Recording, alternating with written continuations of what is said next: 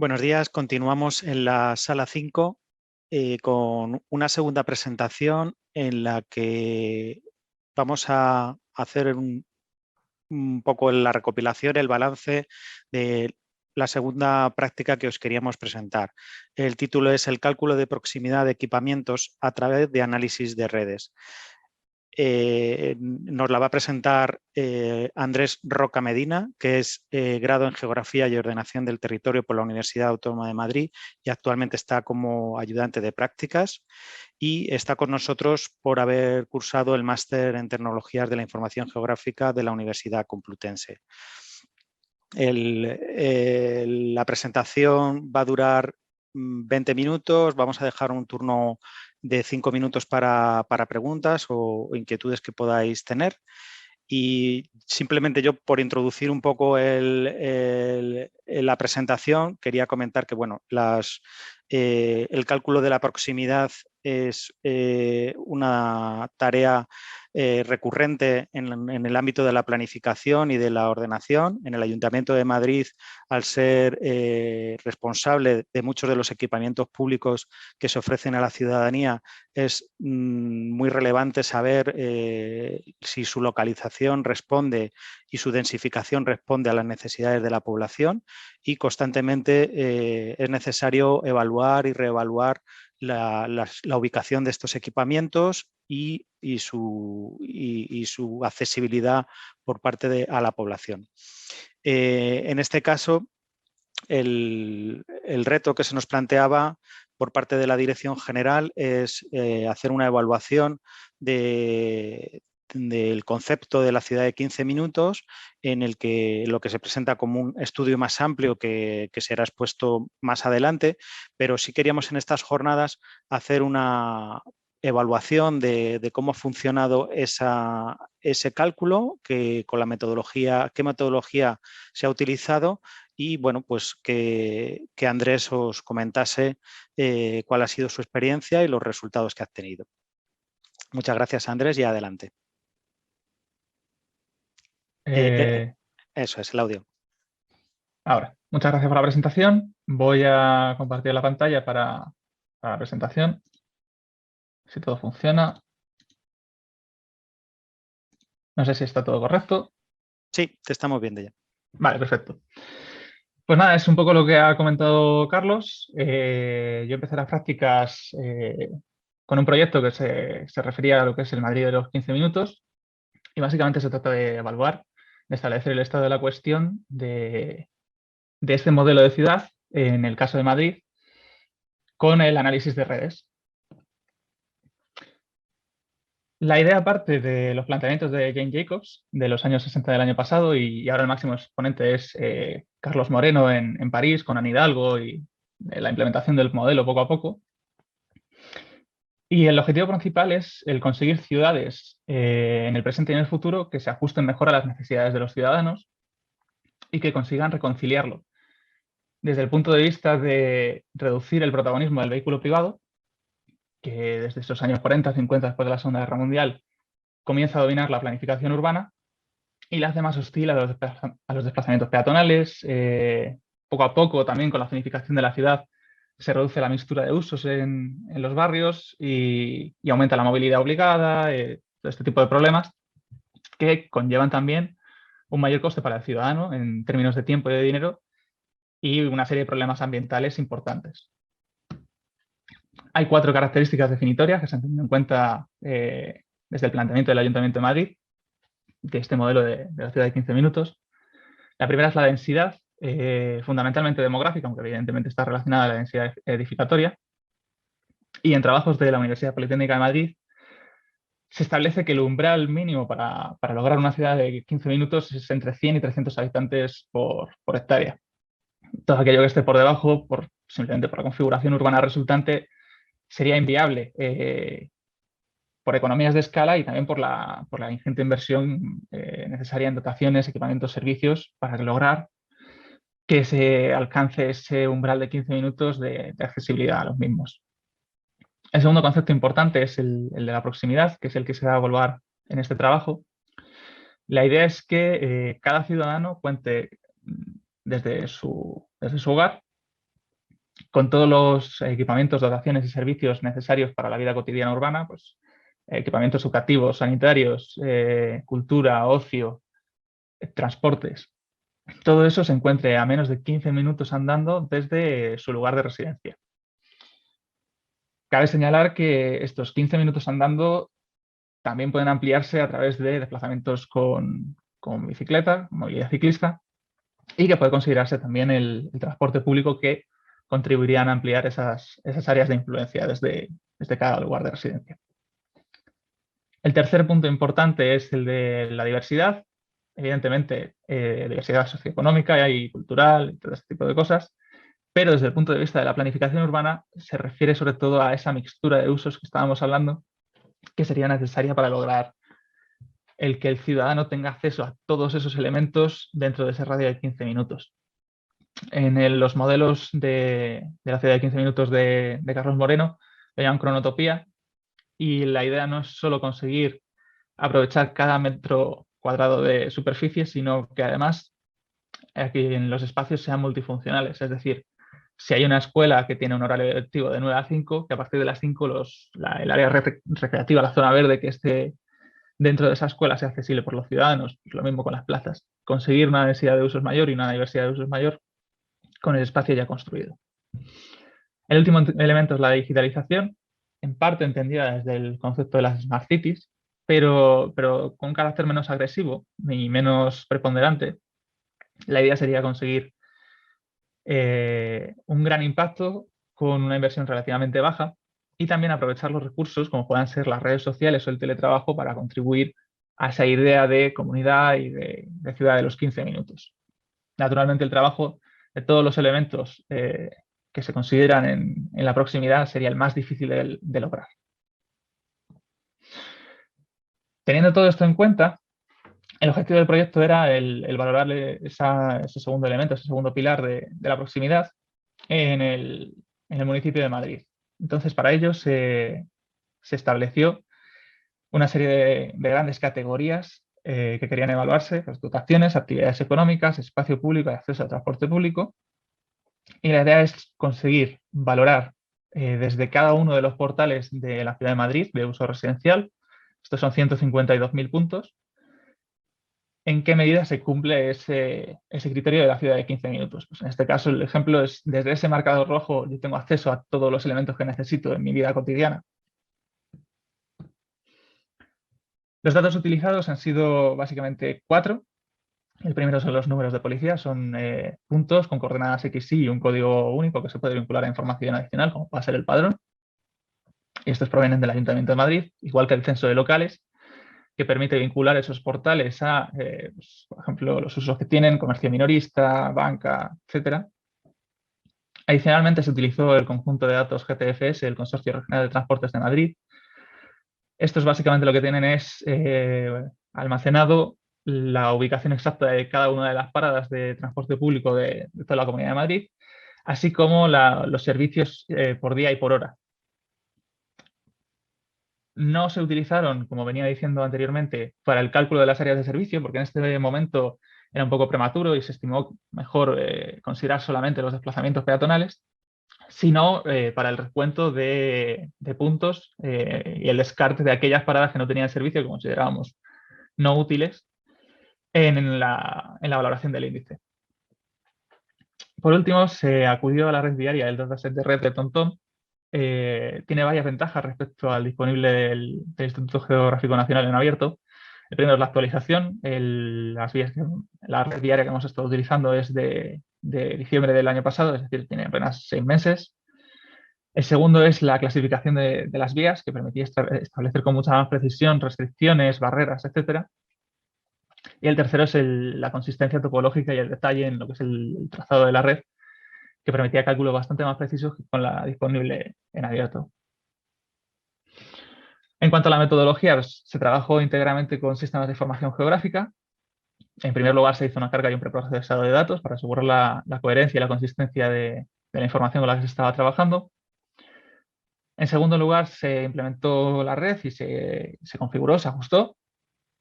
Seguidamente se crearon las áreas de influencia, que esto es, en términos de procesamiento, uno de los elementos más costosos. Y por último se hizo el recuento y la ponderación de los elementos de interés dentro de cada una de esas áreas de influencia, recordemos 150.000, para evaluar la accesibilidad de cada portal de Madrid. Tradicionalmente, estos análisis se habían hecho con áreas de influencia simples, básicamente un buffer para los que trabajáis con sistemas de información geográfica. El problema de estos buffers, como se ve en este ejemplo, es que se asume en una isollanura en la cual los costes de desplazamiento son idénticos en todas las direcciones y en todos los puntos. Naturalmente esto en un modelo teórico es menos problemático, pero cuando se aplica a la realidad de una trama urbana, particularmente la de Madrid, que es tan densa, pues puede implicar problemas de errores de sobreestimación. Entonces, en ese ejemplo, se supone que independientemente de la dirección que se tome, con el buffer, se cubriría un área de 1 kilómetro a la redonda. Lo que aporta el análisis con áreas de servicio y el análisis de redes es un cálculo bastante más preciso de esas áreas de influencia. Lo que hace el algoritmo es calcular desde el punto de origen esa distancia, en este caso sería 1 kilómetro también, aunque vamos a ver más adelante que se calcula de forma distinta, pero sería la misma distancia solamente a través de la red diaria disponible. Entonces, en aquellos lugares en los que, por lo que sea, haya obstáculos, pues, edificios, grandes equipamientos, grandes infraestructuras, o en los que no haya red diaria, no se estaría generando un polígono de captación alrededor de ese punto. En cuanto a la configuración de la red, hay varios elementos que convendría señalar. El primero es la velocidad de desplazamiento estimada. Se revisó la bibliografía y se pudo comprobar que la velocidad de personas mayores, niños y personas con movilidad reducida están entre 3 kilómetros y medio, quizá 4 kilómetros por hora. Y la velocidad de personas jóvenes solía estar entre 4 kilómetros y medio y 5 kilómetros por hora. En este caso se optó por los 4 kilómetros por hora por coincidir en primer lugar, con la media de esa bibliografía que habíamos investigado, y en segundo lugar porque también permitía una cierta continuidad con estudios previos del Ayuntamiento de Madrid que habían determinado que el área de influencia era de 1 kilómetro y 15 minutos a 4 kilómetros por hora es precisamente esa distancia. Adicionalmente se establecieron dos tipos de restricciones. Las primeras son restricciones de desplazamiento por zonas que son de circulación exclusiva del tráfico, autopistas, autovías y algunas de las arterias principales de la ciudad de Madrid. Y en segundo lugar, el establecimiento de barreras. Se definió desde el proyecto que alguien que esté situado a un lado de la M30, a un lado de la M40, incluso cuando cuente con una zona por la que pueda cruzar, dicha autopista va a suponer una hostilidad al tránsito peatonal que va a impedir que el peatón cruce. Entonces, estos tramos se establecieron como barreras, aunque es importante señalar también que fue necesario editar la red viaria de forma que aquellas zonas que estuviesen soterradas o que contasen con una morfología menos hostil, como pueda ser la zona de la Avenida de la Ilustración, no fuesen barreras. Pues entonces impediría el paso de un lado a otro. La restricción de desplazamiento sí que permite el que se cruce una vía.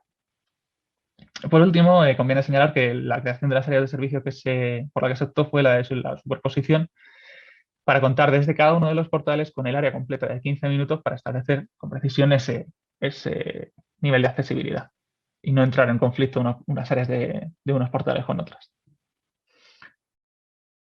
A continuación fue necesario crear un índice normalizado. Entonces, para ello lo primero es el contar con los criterios que vamos a ver más adelante en detalle con una tabla.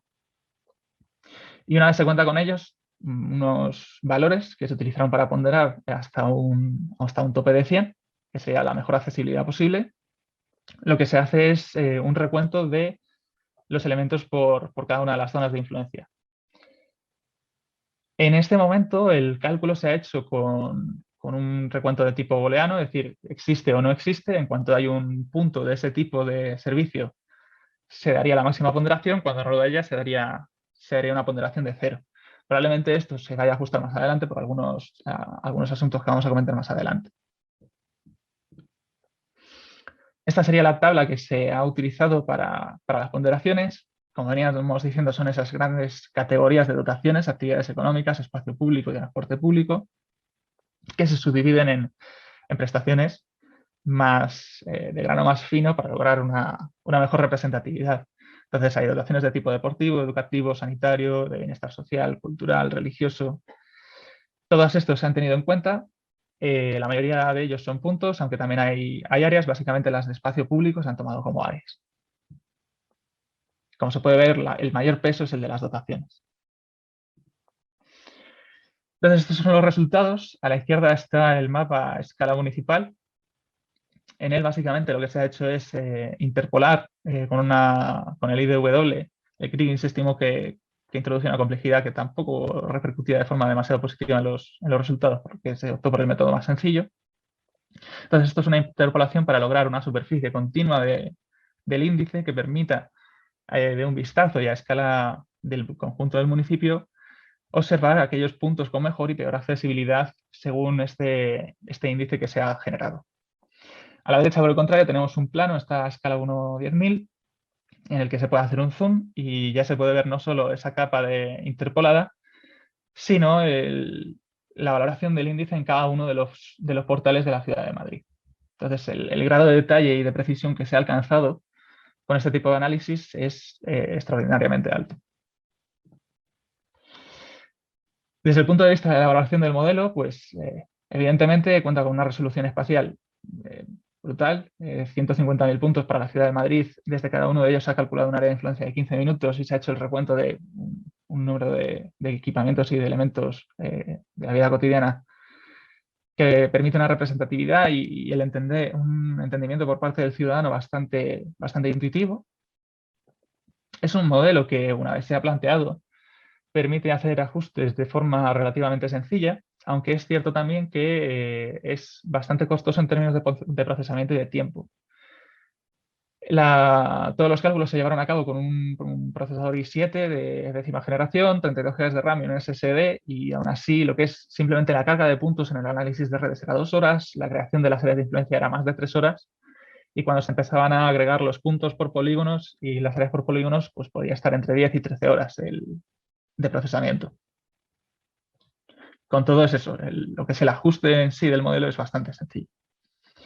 Por último, conviene señalar que está todavía en proceso y el índice final presentaba algunos problemas, probablemente originados en ese cálculo de tipo booleano, de existencia o no existencia, debido a bajos contrastes entre las áreas que a priori estarían mejor y peor servidas. En las zonas periféricas, en cuanto haya transporte público, un comercio minorista, restauración y aceras anchas, que es bastante común, y un par de dotaciones, ya estaríamos hablando de 40 50 puntos. Hasta cierto punto, a escala regional tiene sentido, es decir, la ciudad de Madrid es muy densa y es compacta, con lo cual es cierto que estaría cumpliendo con ese modelo de ciudad de 15 minutos, pero también es cierto que desde el punto de vista municipal eso supone un bajo contraste y una pérdida de precisión que podría mejorarse. En cuanto a las mejoras del modelo y las posibilidades futuras, pues estaría en primer lugar esa que acabamos de comentar, el incluir la movilidad ciclista y los desplazamientos multimodales con transporte público en el cálculo de las áreas de influencia, lo cual las expandiría un poquito más. La oportunidad de incorporar otras variables a los portales, a los NDPs, como pueda ser la población en cada uno de ellos. El ayuntamiento cuenta con cifras del padrón actualizadas. Y por último, el incrementar el análisis de los 15 minutos al territorio de 45 minutos desde la perspectiva de servicios y dotaciones más especializadas, como puedan ser educación universitaria, grandes complejos hospitalarios, etcétera, etcétera, etcétera. Simplemente agradecer la atención y nada, disponible para las preguntas. Muchas gracias, Andrés. Estamos, de momento no hay ninguna pregunta y bueno, no sé si tenías preparado, si Sí. estás compartiendo, si quieres nos podías comentar.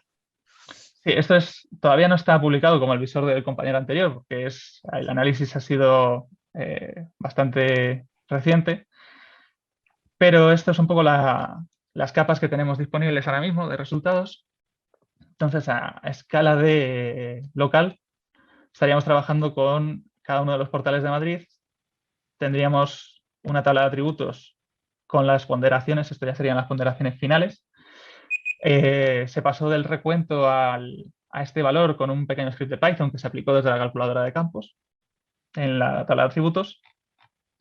Y aquí estaría el índice final de la valoración de accesibilidades de cada uno de los portales de la ciudad de Madrid. Lo que pasa es que en la cartografía a escala municipal este tipo de representación se empasta un poco por el tamaño de punto y es por ello que se trabaja con estas áreas con estas interpolaciones,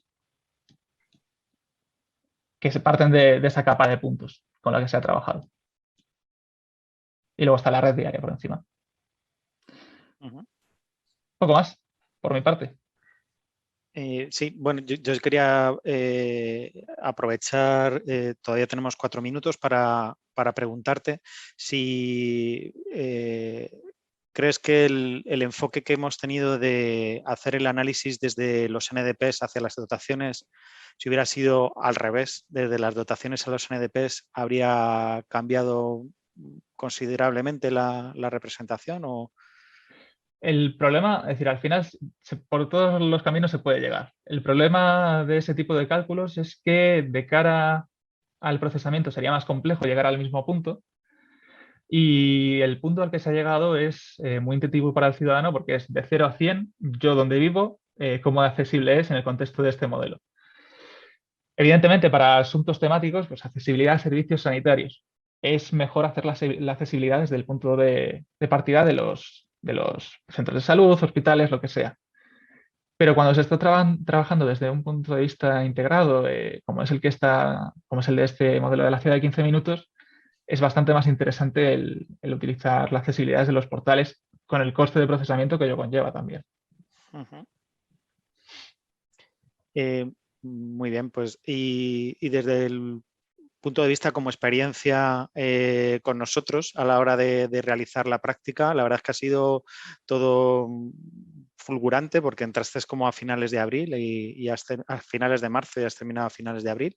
Y bueno, si quieres contar un poco cómo ha sido esa experiencia y sé que has estado súper ocupado, que todo este tiempo de procesamiento ha sido bastante estresante, pero bueno, aparte de lo que te hemos hecho sufrir, si nos puedes contar a la gente cómo ha sido la experiencia.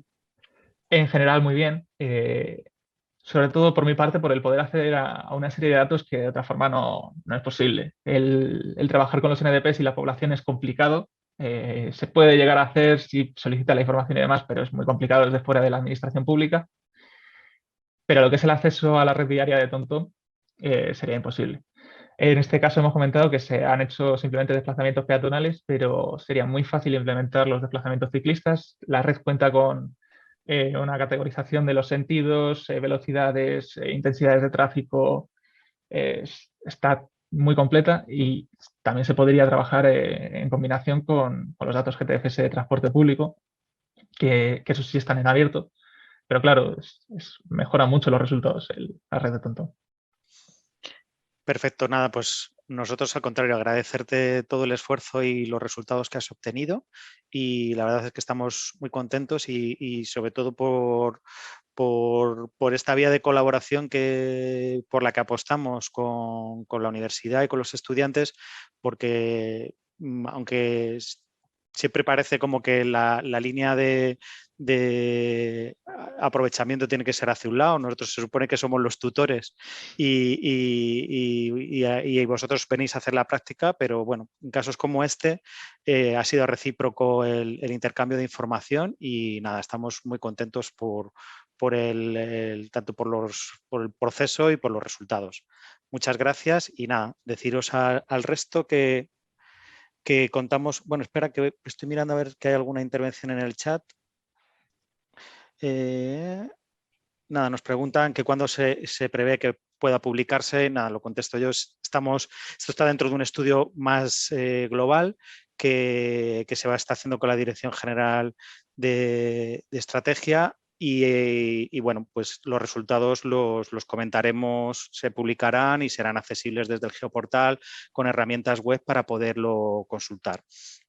Y nada, darte las gracias y recordar a todo el mundo que continuamos ahora a las 11 con una nueva presentación, en este caso hacemos 2 presentaciones a las 11, 11:30 de colaboración con institutos y colegios públicos en el marco del proyecto STEIN y la que va a haber a las 11 nos van a acompañar del Instituto de la Estrella comentando cómo ha sido su experiencia con la utilización del Gportal. Muchas gracias y nos vemos en 5 minutos.